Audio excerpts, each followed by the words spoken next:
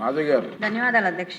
అధ్యక్ష, ఆహారమే ఔషధం అని మన పెద్దలు చెప్పారు అధ్యక్ష. కానీ నేడు ఆహారమే విషంగా మారుతున్న పరిస్థితిని మనం చూస్తున్నాం అధ్యక్ష. దానికి ప్రధాన కారణం ఆహార కల్తీ అధ్యక్ష. లాభార్జనే లక్ష్యంగా బియ్యంలో రాళ్లతో మొదలై నేడు పవిత్ర ప్రసాదం దాకా చేరుకుంది అధ్యక్ష ఈ కల్తీ. అధ్యక్ష, జీర్ణ వ్యవస్థ, నాడీ వ్యవస్థ కుప్పకూడమే కాక క్యాన్సర్ మహమ్మారి గుప్పెట్లోకి తీసుకువెళ్ళి ప్రాణాలను కబలిస్తుంది అధ్యక్ష ఈ కల్తీ. అధ్యక్ష, కల్తీకి పాల్పడిన వారి పట్ల సరైన కఠిన చర్యలు లేకపోవడం, సమర్థవంతమైన తనిఖీ వ్యవస్థ లేకపోవడం వల్ల విచ్చలవిడిగా కల్తీకి పాల్పడుతున్నారు అధ్యక్ష. అధ్యక్ష, 2014-19లో ఫుడ్ సేఫ్టీ ఇండెక్స్ ప్రకారం విభజిత ఆంధ్రప్రదేశ్ 100 పాయింట్లకు 47 పాయింట్లతో 10వ స్థానంలో ఉన్న పరిస్థితి అధ్యక్ష. ఆ పరిస్థితిని గమనించి గౌరవ చంద్రబాబు నాయుడు గారు కల్తీపై ఉక్కుపాదం మోపాలని ముందుగా సిబ్బంది కొరత తీర్చడం కోసం 2018లో ఒక జీవో పాస్ చేసి సిబ్బంది నియామకం కోసం చేసింది అధ్యక్ష. అయితే గత అవివేక, అసమర్థ, అహంకార పూరిత ప్రభుత్వం, ప్రజారోగ్యం పట్టని వైసీపీ ప్రభుత్వం ఈ జీవోను చెత్తకుప్పలో వేసింది అధ్యక్ష. తత్కారణంగా 2023 నాటికి ఈ ఫుడ్ సేఫ్టీ ఇండెక్స్ నివేదిక ప్రకారం ఆంధ్రప్రదేశ్ చిట్ట చివరి స్థానానికి చేరుకొని, అంటే 100కి 22 పాయింట్లతో 28వ స్థానానికి పడిపోయింది అధ్యక్ష.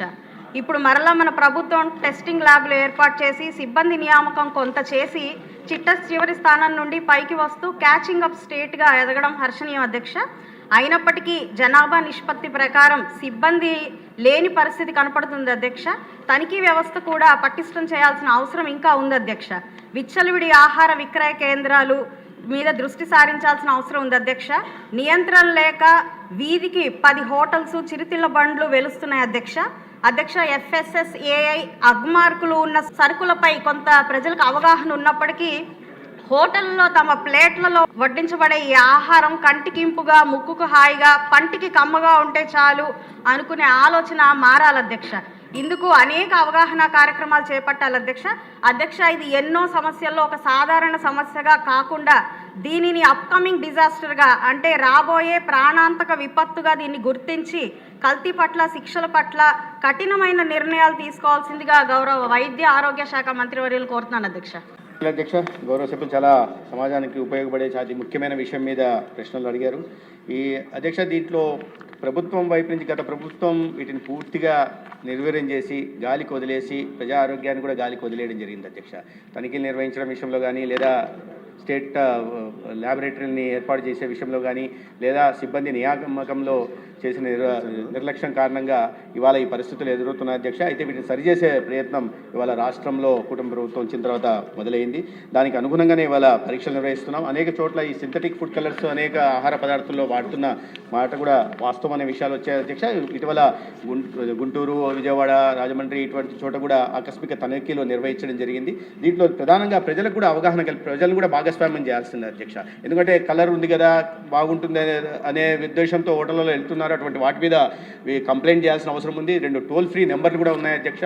ప్రజలు ఎక్కడన్నా కల్తీ కానీ ఈ సింథటిక్ కలర్స్ వాడడం వల్ల, బెల్లంలో కూడా సింథటిక్ ఫుడ్ కలర్ వాడుతున్నారు బ్రౌన్గా రావడం కోసం, కలర్ రావడం కోసం, లేదా చిల్లీ చికెన్లలో ఎర్రగా ఉండడం కోసం సింథటిక్ ఫుడ్ కలర్స్ వాడుతున్నారు. ఇవన్నీ ఆరోగ్యాన్ని అనారోగ్యానికి గురి చేస్తే అధ్యక్ష చాలా తీవ్రమైన క్యాన్సర్ బారిన పడే అవకాశం కూడా ఉంది. కాబట్టి దీని మీద విస్తృతమైన చర్చ జరగాల్సి ఉంది. ప్రజల్లో దీని మీద అవగాహన కలిగించాల్సి ఉంది. చాలా విస్తృతంగా ఈసీ ప్రోగ్రాంలను తీసుకొచ్చి ఇవాళ ఈ హోర్డింగ్లలో కానీ, లేదా రైల్వే స్టేషన్లలో కానీ, బస్ స్టాండ్లలో కానీ అనేక రకాలుగా వీటిని ప్రజల్లో అవగాహన కల్పించే ప్రయత్నం చేస్తున్నాం అధ్యక్ష. మరింత ముందుకు తీసుకెళ్లాల్సింది ఒకవైపు అవగాహన కలిగించే కార్యక్రమాలు, రెండవ వైపు తనిఖీలు నిర్వహించడం, మూడవ వైపు ఈ సేఫ్టీ ల్యాబొరేటరీని వెంటనే తయారు చేసి మొదలుపెట్టి ప్రారంభించి వాటిలో ఈ తనిఖీల తర్వాత శిక్ష తీసుకుని. అయితే దీంట్లో ఒక విధి ఏంటంటే అధ్యక్ష, ఈ తనిఖీల్లో అన్సేఫ్, సబ్స్టాండర్డ్, బ్రాండెడ్ ఇటువంటి వాటిల్లో కేవలం అన్సేఫ్ విషయంలో మాత్రమే జైలు శిక్ష వేయడానికి అవకాశం ఉంది. అయితే మ్యాక్సిమం 6 నెలల దాకా ఉంది అధ్యక్ష. కాబట్టి దీంట్లో